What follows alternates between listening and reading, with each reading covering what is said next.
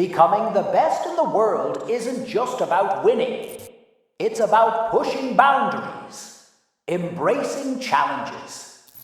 In the end, whether one can stand as champion or not, what matters is the journey, the pursuit of greatness, the drive for excellence. We'll see about that.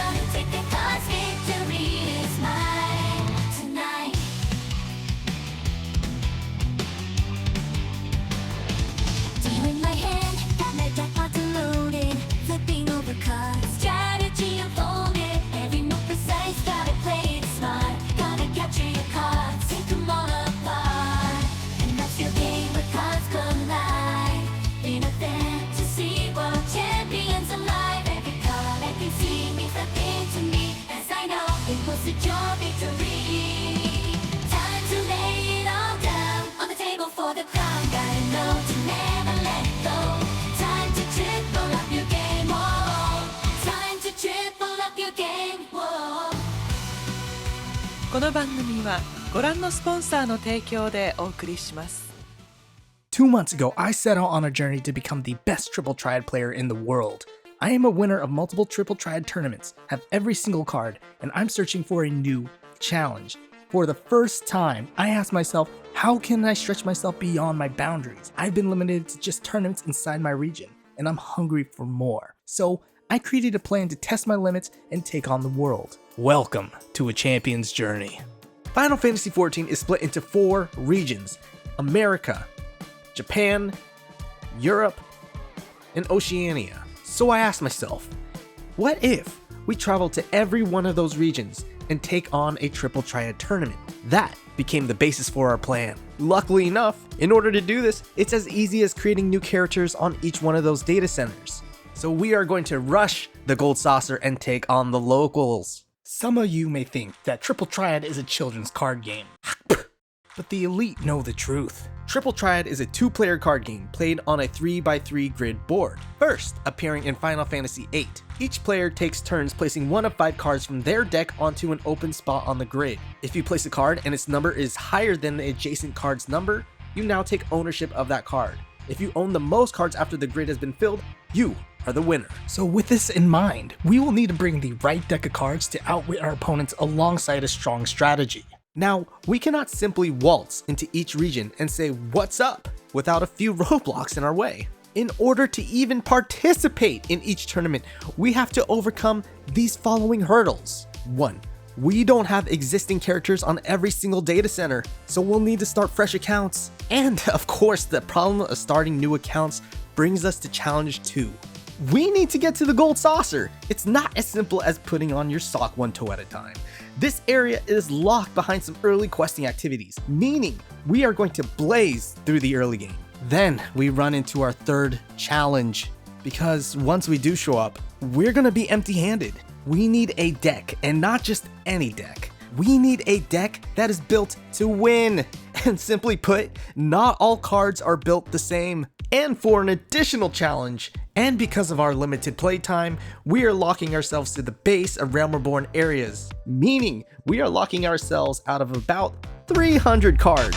Not only is this challenge ridiculous in its execution, but there are so many points of failure. What if the base Realm Reborn cards are just too weak against the average tournament player? What if we don't have enough MGP to even buy the cards that we need? What if we just get unlucky in the tournament? This is a card game after all. The only guarantee here is variance itself.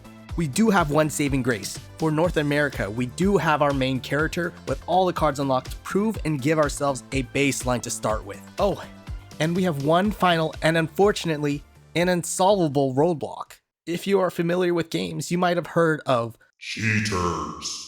The simple fact is that there are cheaters in these tournaments, done simply through win trading either with their alt accounts or with friends. In fact, I may face that in these upcoming tournaments. Wink. This truth alone makes it very difficult to win tournaments, no matter who you are and no matter where you are. So to recap, our goal is to enter a tournament in each region and secure a top placement. Explaining this out loud, the odds are legitimately stacked against us, pretty dang heavily. But you know what they say, in the world of Triple Triad, only the best will remain, and I intend to be the best. And there is nothing left to do but get started. So I'm not familiar with the culture or general population of every single server. So, because we are playing a game, why not play another game? Spin that wheel! So here we have every single server listed for a region, excluding any congested servers because we simply cannot get in. Now, in order to really give ourselves an advantage, we need a fierce look and a strong name to disarm our opponents. And so began the new dawn of challengers to take on the world, one by one. Queen, the Ace Jack, Oceania.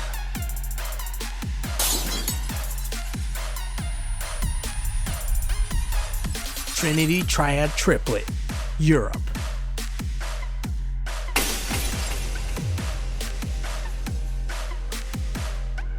Bob, Japan.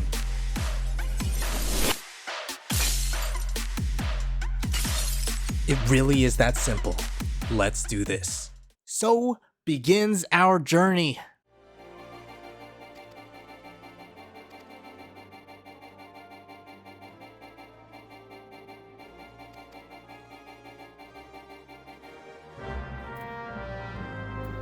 As we get started, let's explain our plan. Because Triple Triad is locked behind the Saucer, which is locked behind the It Could Happen to You quest, which is locked behind the level 15 main story quest, the Ul'Dan Envoy, which is locked behind any sort of effort and work, you may not like what you are going to see here. Oh, Sultan Tree.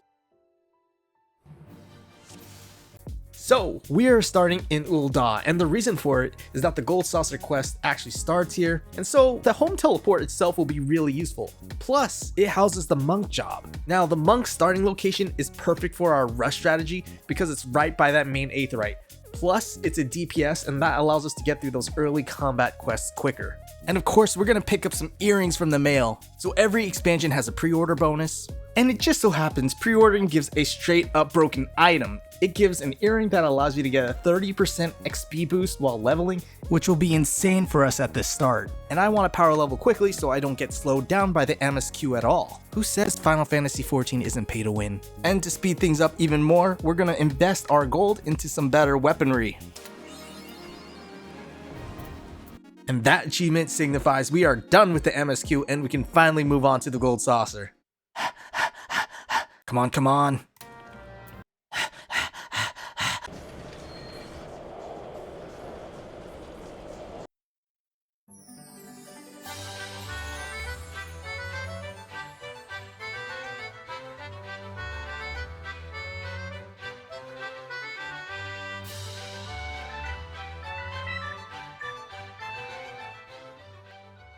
Okay, this Triple Triad Master will give us our first set of cards. We'll give them a challenge, and oh my gosh, we need MGP to challenge them. Okay, it's time to convert all our money into MGP.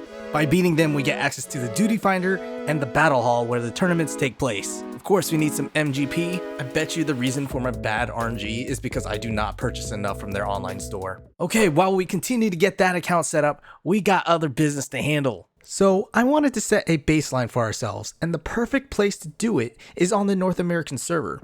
A tournament is currently underway there, and it just so happens to be my favorite type, the Durai Memorial. You see, each tournament that takes place comes with unique rule sets, which there are 4 of. The Durai Memorial, Rowena's Cup, Manderville Tournament of Champions, and Spinner's Pull. And it just so happens we will have 4 accounts across all the regions, meaning I'm adding 1 additional challenge. I want to test our flexibility because sure, I can just roll in with 1 singular deck across all regions for 1 tournament type, but that's not really going to test our full prowess. We are going to participate in all 4 tournament types across the accounts. Each tournament, I'll commit to one region's placement, meaning if one region does great, I'm going to lock in that placement and can no longer use that character for other tournaments. So taking this week as an example, for the Derry Memorial, if we happen to do great on our North American character, I'll lock that character placement in and can no longer use that character anymore for the rest of the tournaments. The goal here is to provide the most variety, and this forces us to work on the global scale. So it's time to focus in on our current task. Let's get into our first game.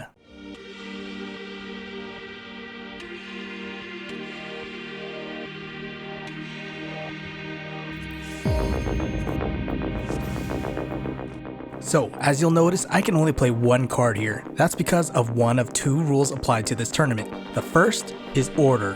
The order rule is the simplest one to understand. You play cards in the order your deck is built, from top left to bottom right.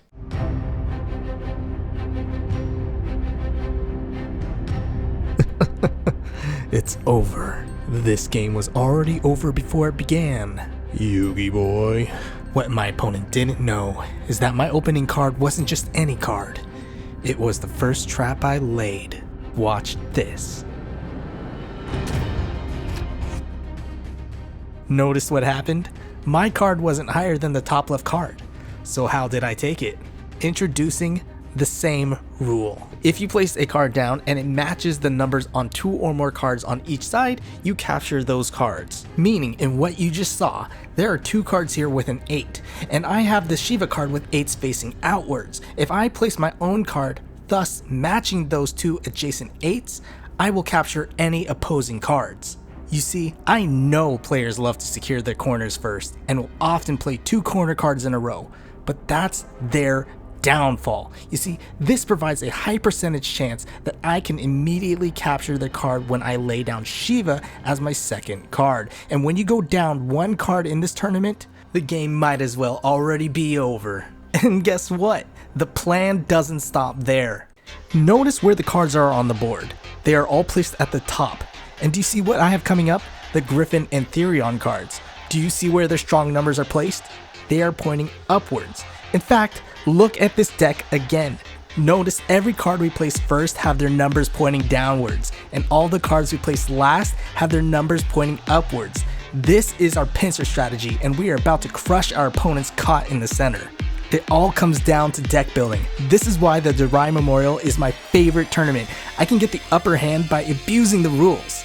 But how did we come to this conclusion? You see, we need to break down a standard tournament deck.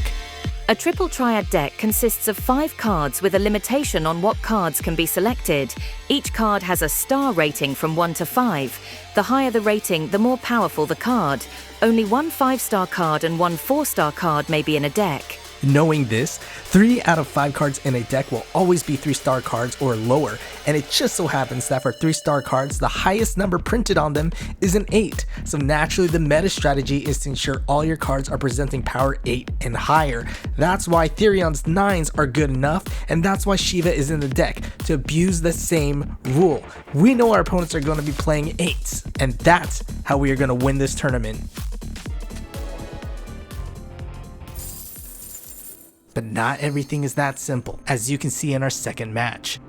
This match alone was where the whole tournament could have crumbled, because we were supposed to lose this match. I hate playing for draws in these tournaments, because in order to get first, you have to take risks. You see, I'm already 2 cards down in this match. The opponent played a card that counters our strategy, wiping out our top row cards. The only way I can win is by making a very unorthodox move. We are gonna place down Therion in the dead center of the board and expose the weak 2 to the bottom side. And I'll explain in a bit, but watch what happens. Introducing a hidden rule. Combo. That's right, we just captured 3 cards in 1 turn, completely flipping the game. So what just happened? How did we win this game out of nowhere? We have to get into the world of combos.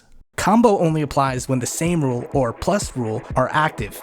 If you capture a card via the same rule, that card acts like a card you just placed down. And that means if it's higher than any of the other adjacent cards next to it, you can subsequently capture those cards as well. So how did this work? You see, I can place Therion down at the bottom center and guarantee myself a capture, and keep Therion safe. But if I did that, my final card is practically useless. Look at the cards the opponents played.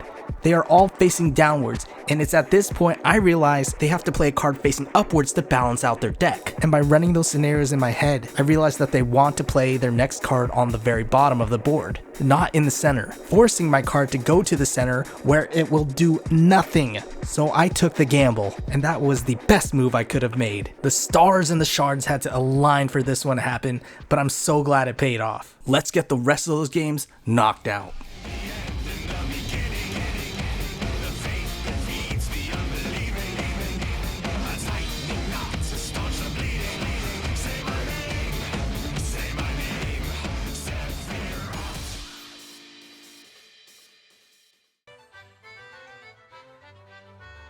Second place after 19 out of the 20 games we could play in.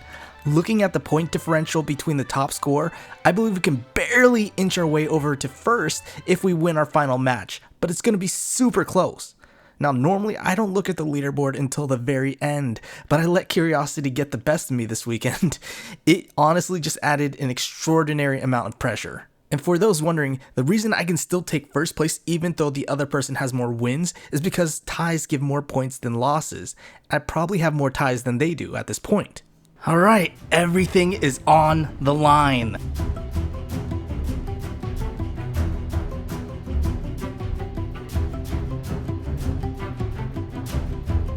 Ho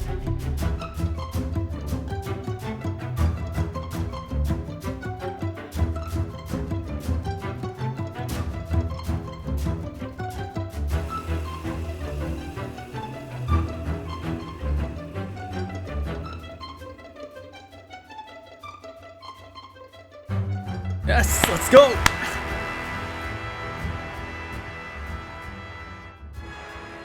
Five points.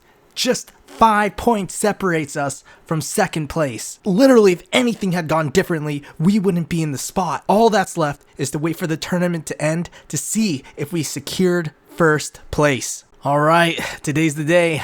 The tournament placings should be locked in. And yes, first place! This is exactly the kind of start we were hoping for. And for the record, for this tournament, we had 15 wins, 1 loss, and 4 draws. So this tournament locks in our placement for North America and the Durai Memorial. And I think it's time to see what the rest of the world is finally up to. We're so broke. You see, the true main boss for our new accounts is this person. They have multiple card packs that host the best cards we have access to, and it's going to get expensive quickly. For example, this one card pack costs 8,000 MGP each. So power mining MGP will be our focus.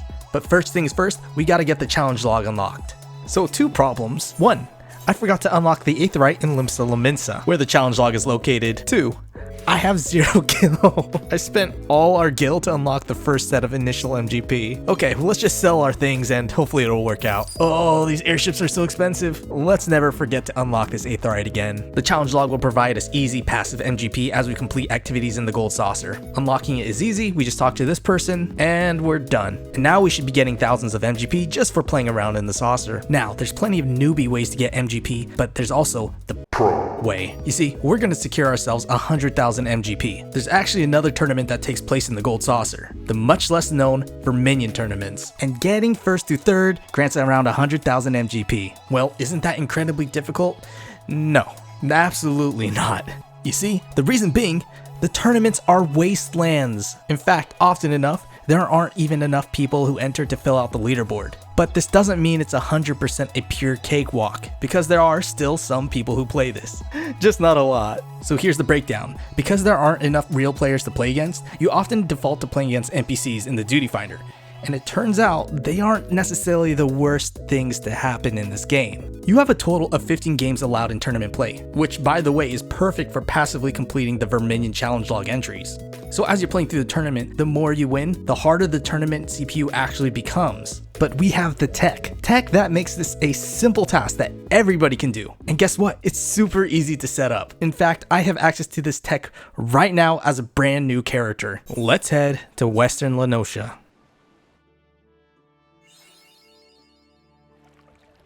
Right here on the airport docks is this NPC who holds the key to victory.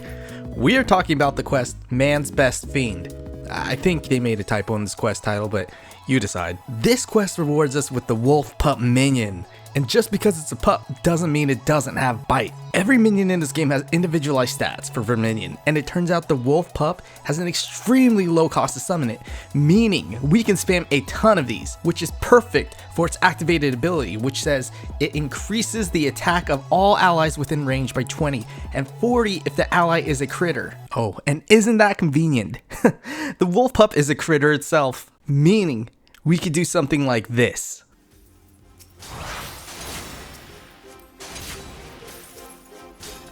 That's right, we can chain spam, mass boost, and rush down the crystals with a ton of minions in order to win. This is what makes winning those tournament matches so much easier. Alright, just a few minutes later, and we got our pup. This guy also gives a quest to unlock a cat minion, but we'll stick with the superior one for now. Alright, let's head back to the gold saucer. Oh my gosh. Alright, we're not going to need this airship, right?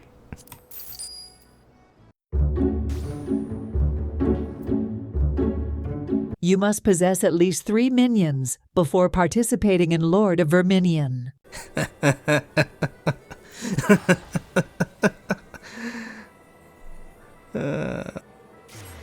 So we need to buy a minion, and this marble ceiling is cheap enough, but if we purchase it, I don't have enough gil to get back. Oh, we might have to sell the clothes off our backs.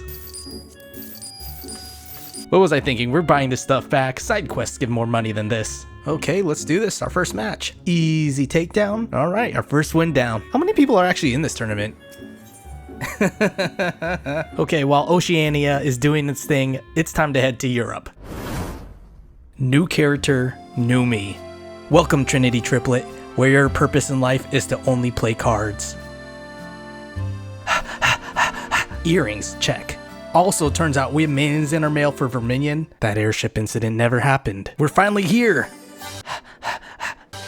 Yes! I'm actually curious if Europe has a booming Verminion population. We'll enter the normal tournament queue for now. The queue says less than 5 minutes, so don't lie to me, game. Also, the other big cornerstone of our money-making mission here is the fashion report, and it'll earn us a quick 60,000 MGP for virtually no work. This will turn out to be a complete lie. This week we need goatskin braids and 4 dyes. Should be simple enough. Ha ha ha ha!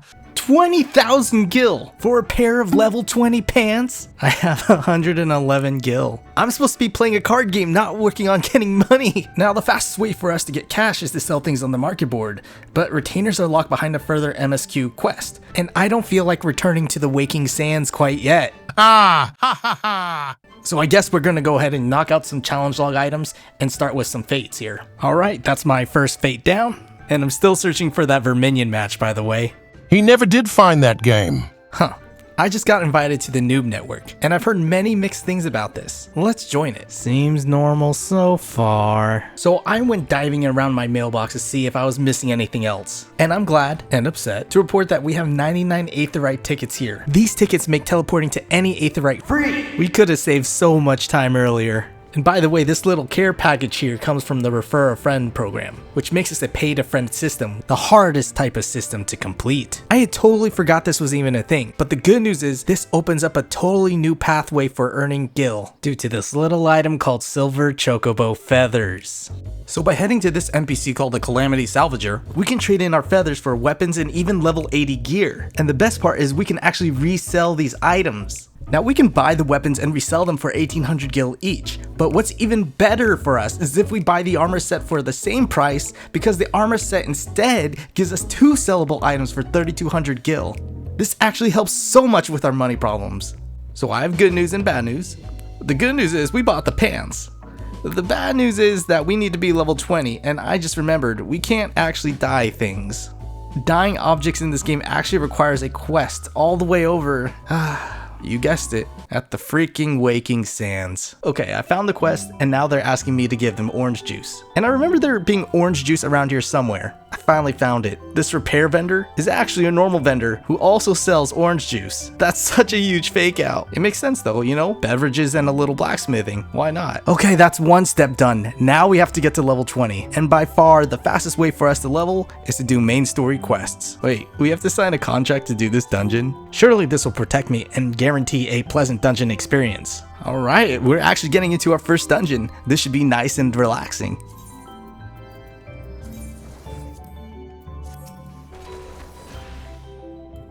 Wait, our tank is running away! Dude, our healer was watching the opening cutscene! There's no way they're not brand new. So that dungeon run was an experience. Well, we even got to level 21 off that, so we can finally put these on here. This guy has no idea what I went through to look like this. Anyways, we should finally get 80 points, which will give us the max MGP award. Wait, what? So it turns out we dyed the wrong piece of equipment. I mean, who do they think they are? They think they know fashion. Pfft. Anyways, we're gorgeous. Now, I haven't just been scrambling around for MGP this whole time. I've been cooking for the next tournament because we're about to take on the Manderville Tournament of Champions. So I ended up competing in these 4 tournaments back to back to back to back, but we're traveling a little ahead in time for this tournament because I want to show off what might be some of the proudest deck building I've ever done. Alright, this may not look like something to be proud of right now, but like every single good plan, it starts in Microsoft Paint. And it's about time we bring this plan to reality. It's time that we finally get some cards. And for the deck I want to build, all the cards come from different sources. So here we're going to open packs, but not just any type of packs. We're looking for specific cards from silver packs, gold packs, and mithril packs. And of course, each pack has a different cost, with mithril packs costing 8,000 MGP each. And just as an example, for the mithril packs, we're searching for 1 out of 9 possible cards. And if we just get super unlucky, we will drain our MGP stack instantly, resetting our progress down to 0. Let's talk about the 3 cards we're looking for. Titan, Ramu, and Gilgamesh and Enkidu. And yeah, Titan and Gilgamesh and Enkidu are pretty dang weak, but it's all part of the master deck, which we will get into soon. Alright, we got Titan, and we have 15 gold packs here for us to get Ramu from. Exactly enough for us to hit the drop rate. I had 137,000 MGP at one point, and that was before I tried to go for this one card. Okay, we need to try a hand at another 15 packs. So another 15 wasn't the correct number. Alright, let's just guarantee it. Let's get 20 packs.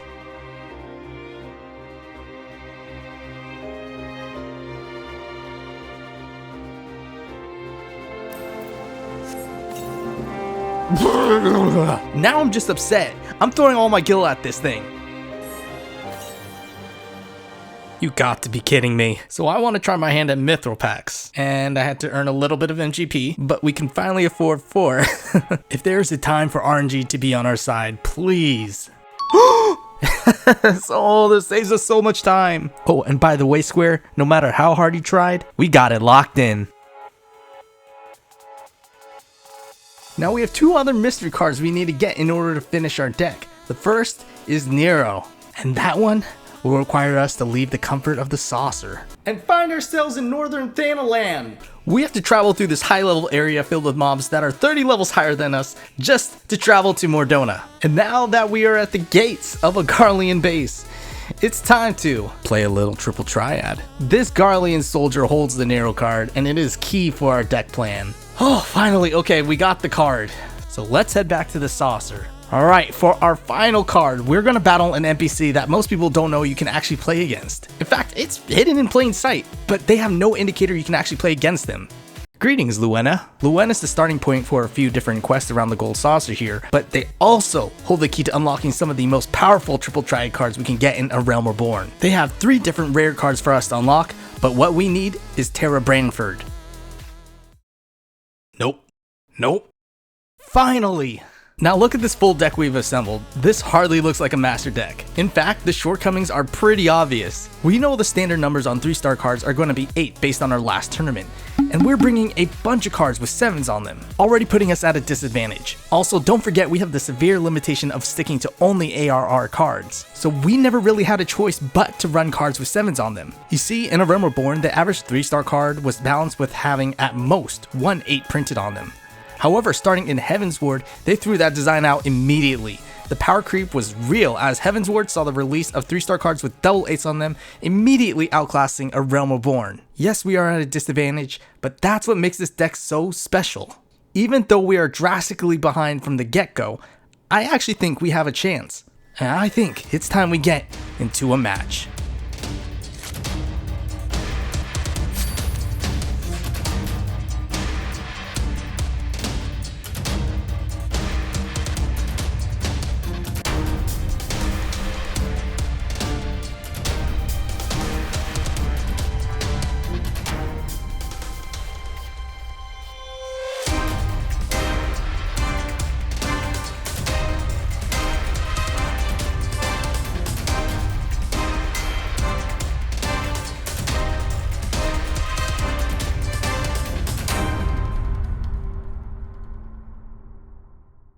Dominance. We need to break that down, because I was capturing cards all over the place when I shouldn't have been able to. This is the Manderville tournament. The Manderville tournament consists of 2 brand new rules, All Open and Plus. All Open is exactly what it sounds like. All the cards in hand are revealed to both players. But Plus is the interesting one. Plus is an offshoot of the earlier same rule that we saw in the last tournament. You see, this time you add adjacent numbers and get their sum. If the sum matches another sum, we capture the card. In this example, Yazael and Titan add up their adjacent numbers of 8 plus 6 to make 14. We also do that for the other adjacent card with Titan and Nero, adding up 7 plus 7 to also make it 14. Because both sides equal 14, we are able to steal Yazael from our opponent, and we managed to pull off a lot of plus action. During the MGP grind, I've been running multiple game scenarios in my mind. I decided to take what I believe are the most popular decks and build an entire counter strategy around them, and to do that, I had to comb through every single ARR card. And what I realized is that the only way we can actually win is if we abuse the plus mechanic in uncommon ways. Let me just break down one scenario I thought of as an example. Our goal is to set up traps all around the board. The base principle is this: if we assume our opponent are running tournament standard 3-star cards that have double 8s, we can use this to our advantage. Because we cannot run double 8 3-star cards ourselves, I'm forced to use weaker ones, and it all starts with Nero. Our plan is to play Nero in the top right corner at the start of the game, facing that 7 out left. And we fully expect the opponent to then play a corner card of their own. But guess what?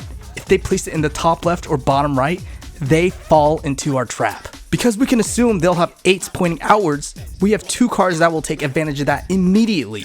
They place a card in the bottom right hand corner, boom, they're done. Ramu ends up matching the 8s on the right hand column. We trigger the plus rule. They play a card in the top left corner, they're punished. Titan actually causes a matching sum on the top row, triggering the plus rule again. And the best part is, that's not even the end of our traps yet. We have to go one level Deeper. Gilgamesh and Enkidu is what really ties this whole deck together. In fact, I would call it the miracle card for this deck. What happens to the cards the opponents can't play in the corners they want to? They get played in the center row or center column. So because Titan is pointing a 7 downwards, and we want to place it in the middle top row, and if we assume our opponents are then playing those corner cards with the 8s in the bottom middle, we can match the sum yet again. We would match a 15 on the top and a 15 on the bottom. What if they play 8s in the middle of the left column?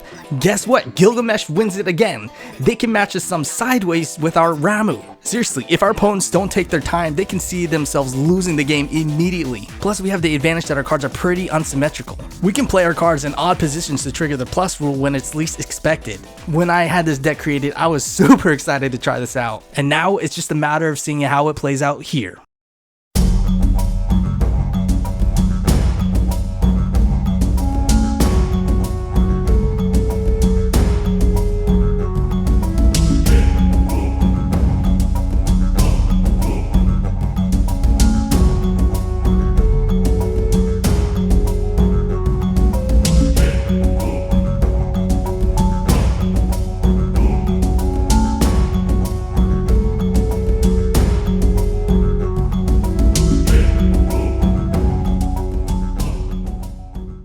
Okay, the tournament results are in, and I'm nervous for this one. We had a lot of ups in this tournament, but we also had a few setbacks. The truth is, we faced some really good decks and pilots of them, and sometimes the power level just straight outmatched us.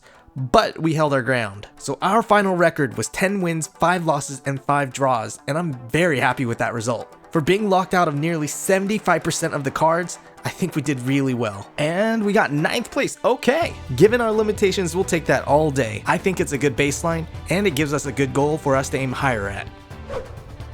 So that locks in Manderville and Europe. Next up will be the Oceania region, down under, because for every high, there are lows. So Oceania is a special case. Very special. First off, I had a tough time connecting to the data center because of certain DDoS attacks. It wasn't just a matter of getting kicked off the server, it was where I couldn't even connect to the game at all. Also, that data center just isn't the most populated, making it pretty much impossible to complete tournament play. I tried. In fact, I spent half a month in there for prior tournaments to see if anybody would play, and nothing. If people did show up, they played matches against NPCs and left. But another fun fact, even though I didn't see anybody, and I camped the battle hall for hours at a time, as much as I could, I checked the leaderboards at the end of the tournaments, and it does appear a few people managed to play and complete a tournament with 20 real players. In fact, one person here in this example managed to get a near perfect score of 19 wins and 1 draw, which is very impressive when nobody was around to play. Surely it was just this 1 week. Nope. Now, there's a realm where 20 odd people may show up when I was sleeping, so it is possible, but let's be honest, not in the realm I live in. This was the start of the most cursed tournament run I had, but I didn't know that yet. We got our MGP. We got our cards, but what we don't have is this next tournament format. Introducing Spinner's Pull. Spinner's Pull has a reputation for not exactly being a crowd favorite, as you can lose a match at the whim of a coin flip. Like all tournaments, there are 2 rules. The first rule is 3 open. 3 open allows you to view 3 cards from your opponent's deck. The second and more volatile rule is swap. Swap means one of your cards is swapped for an opponent's card at the beginning of the match. And this can be any card, meaning you can swap your 5-star card for a 1-star card from your opponent, or vice versa. And when you swap a 3-star card for a 5-star card, you're over the moon. But if it's the other way around, it spells absolute doom. What makes this even worse is that with our card limitations, this isn't a rule we can really take advantage of to outplay our opponents. Our weaker card quality really just makes our deck weaker in general than normal opponents because the game otherwise plays out like a standard match. And this means it comes down to luck for us. Now, due to our circumstances, I was resolved to a few choices. 1, I could wait out the entire week and try to match real opponents, or I can play against NPCs to finish the tournament. And this is really because we didn't have a choice, we couldn't find other players. Luckily though, my choice was made easier with a saving grace. The Make It Rain campaign had just begun. This is a seasonal event focused around activities in the Gold Saucer, which drives a lot of player activity there, hopefully including Triple Triad tournament play. So I decided to camp and hopefully catch a few matches. But in the meantime, I had to get brewing. But in order to brew, we have to understand the tournament point system. You see, every tournament, you have the option to play against real players or NPCs. Playing against real players gives about 120 points per win, 84 draw, and 40 for a loss. However, NPCs, which are significantly easier than the average player, do things differently. Each NPC awards a certain amount of tournament points based on their card quality, and the toughest NPC in terms of name, pronunciation, and cards is Flicoral. With a tournament limit of 20 games, if you beat Flick 20 times, you get a total of 1780 points, meaning each win grants a total of 89 points. This is a great strategy if you're looking to earn some MGP for the week, but it's not going to get you the win. From what I can tell on competitive servers, you need well over 1800 points to get a top placement, meaning you must play against real players. Accordingly, NPCs give less points for a win than live players, but what makes this really flawed is the difficulty between these two. You see, picking on Flick grants near guaranteed wins due to the lower power of their cards versus other players bringing their best and making stronger plays. This makes playing live matches a huge risk and should only be done if you want to win the tournament or looking for live play.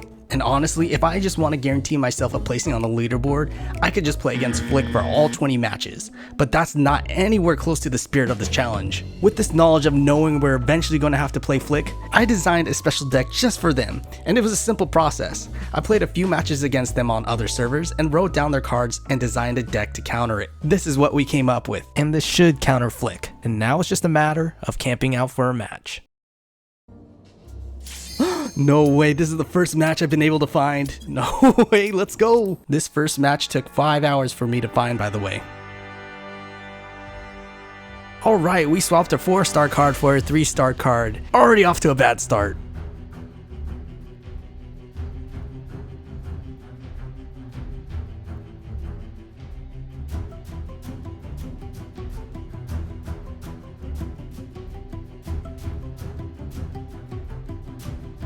Alright, we held down a draw. Wait, no way, we got a second player. Oh!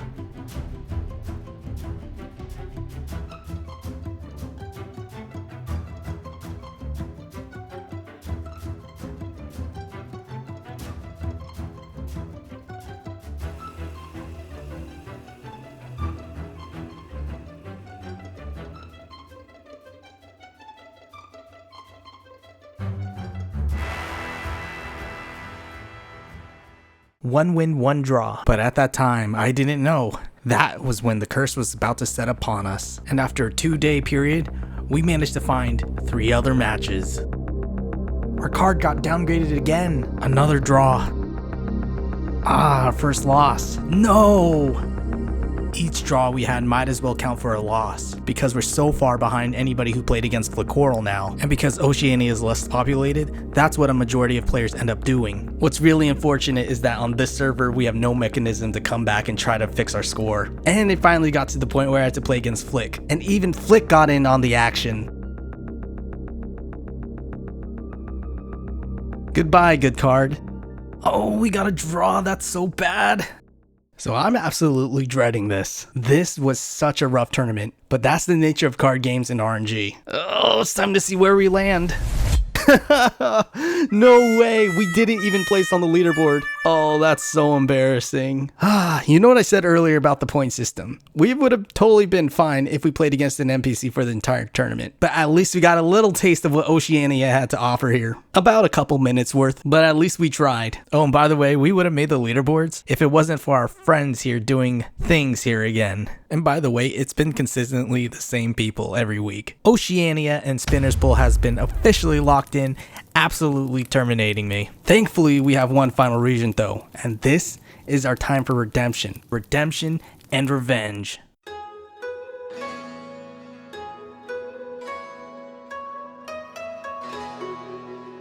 Alright, so we rolled Veil 4 for the Japan server, and Bob here will be the vessel to carry us to victory. So we learned from our mistakes, and are about to have the speediest run to the saucer. First off, we had one extra item in our mail, the Friendship Circlet. This is another piece of equipment giving an extra 20% experience boost from the Recruit a Friend campaign. So combining this with our earrings gives us a total 50% experience boost. We're not going to forget to unlock our dies this time. Save the dog? Check. Okay, so that actually went as smooth as can be. And I can confidently say now, across all the data centers, Verminion, it's not really a thing. MGP is flowing in. Even though we have the MGP, building a deck for this next tournament is going to be the hardest thing we've done so far. This upcoming tournament is the culmination of every single tournament. It has literally everything and more to it. This is Rowena's Cup. This tournament has 2 simple rules, roulette, and roulette means any rule can be chosen at random. So how could one even possibly prepare for this? And who would even try? Well, that's where we step in. All the game modes we saw prior are in this tournament, plus a few surprises. And this is the deck we're going in with, and it follows all the basic principles. Cover the corners, except this one card, Triad. And I think it's going to take some games to figure out exactly why they're in there. Alright, here we go.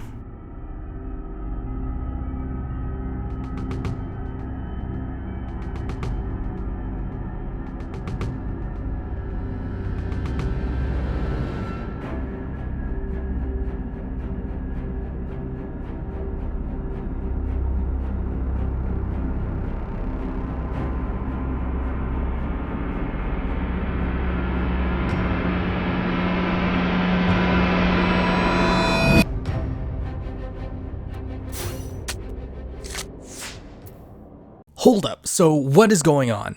The game is still going, funny numbers are popping up, and why did we throw Triad down in the center to open the game? Let's start off with Triad in that center opening. You see, when we open the game with a card in the very center of the board, this immediately puts pressure on the opponent by giving them the initiative and being unsure of the timing when they can capture the center card. As a trade-off, we block the center, meaning we can set up traps around the side for our opponent. Look at our 5-star card Bahamut. Its weak spots are on the left and right, but if we have a card in the center, we can now safely place Bahamut in the center left or center right columns. And remember the rule about 8s and corners. Bahamut is set up perfectly to capture the corner card safely now. Also, if Bahamut is on the left side of the board, we can recapture Triad if it's been taken. In fact, the rest of our cards are all high enough to recapture Triad from multiple sides if it is taken. That's the beauty of the center play. It may look like you are throwing away the card, but if you're the first person to play, you are also the last person to place a card down. And if your deck is built appropriately, you should be able to recapture that card at the end. And we know we cannot win normal games with our card pool, but with this deck, we create opportunities for opponents to mess up. Next, what's going on with those -1s? Well, let's introduce Ascension and Descension. Some cards have a symbol in the top right corner indicating their type or group that they belong to. When playing one of these cards down during Ascension, its value increases by 1 for every card of that type that is in play. But for Descension, it's the opposite, every value decreases by 1 instead. And in this scenario, our cards are becoming weaker as soon as we place it down on the board. Now, for why the game is still going on, we are in sudden death. This rule states if a game ends in a draw, you replay the game, except this time, your deck consists of cards that you had control over in the previous game. This is why we now have one of our opponent's cards. And this is perfect for us, because if we exchange our cards for our opponent's more powerful cards, we have a shot at victory. So it's time to start pressing the advantage.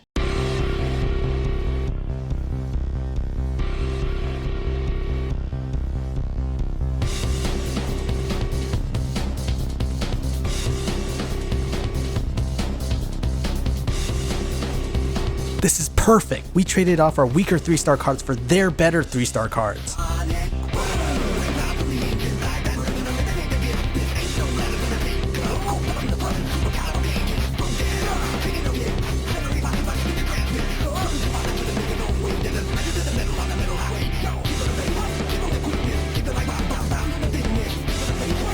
No way. That is a massive mistake from our opponent. They drew the game, but they also gave me the chance to capture their 5-star card. That is such a swing in power.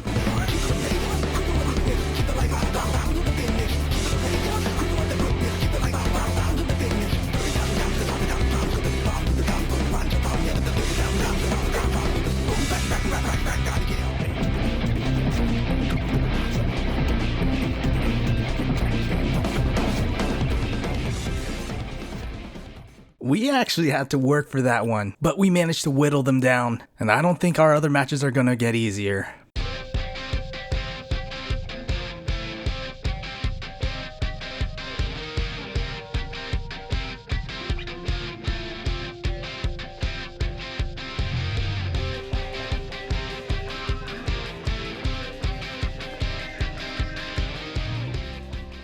We are halfway through the tournament, currently sitting at 5 wins, 3 losses, and 2 draws. Not too bad. But, you see, most of my losses and draws come from one singular game mode that kept coming up. Reverse. And Reverse is a tricky game mode to throw into the mix. Reverse states that the smaller values now capture larger values, basically reversing the game mode. And people sometimes have built decks specifically to take advantage of this, and I could have done the same, but I had to take a look at the larger scope of the rule set. In this tournament, there are a total of 12 different rules that could come into play. However, some game modes are actually impossible. For example, Ascension and Descension cannot be paired with each other because they conflict. And with this information I had, I was able to map out what are the most likely rules to show up, therefore allowing us to build decks tailored towards the majority. And given equal weighting, this is what we came up with. And I further refined this list by separating those with major gameplay impact, which ultimately guided how I built my deck. And with Reverse being 1 out of 6 out of the most likely use set, I decided to go with the odds. Also, one thing I noticed is that with the order rule in play, there are no downsides to building a deck in a proper order here. We may not have an extreme deck, but we have a well-balanced deck, and I'm betting on that to carry us through, especially through the rest of these matches.